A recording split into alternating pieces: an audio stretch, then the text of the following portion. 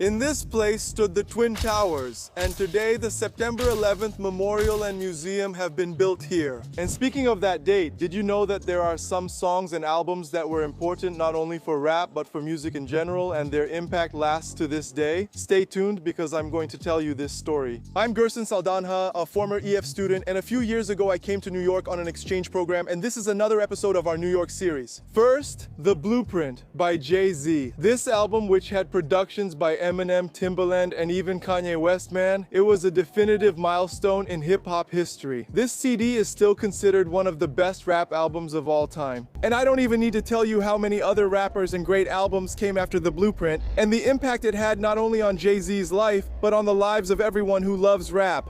But beyond rap, there were other artists who were impacted by September 11, like Mariah Carey, for example, who was also unlucky enough to release her album Glitter exactly on September 11, 2001. I think it even came with a movie, if I'm not mistaken. Some people blame the attacks for the failure of that album, but it just happened to coincide with a rough patch Mariah Carey was going through at that time, which lasted for a few years. Until she went and released The Emancipation of Mimi, and then everything turned upside down and she came back even bigger than she was before. And in case you didn't know, for me, Mariah Carey was the first pop singer who invented the feature with rap. For those who are into rock, this was the same day that Nickelback released their classic album Silver Side Up, which brought the song How You Remind Me. Which, man, literally put the Canadian band on the world map, and dude became a symbol for the people who enjoyed 2000s rock. Yeah, I'm getting old, huh?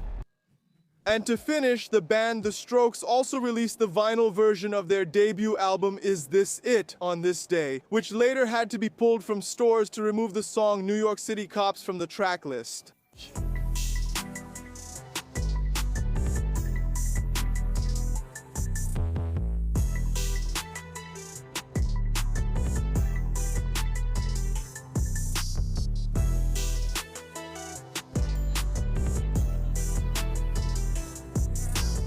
What other song do you know that was released on this September 11th? Tell us here in the comments, and I'll see you in our next episode.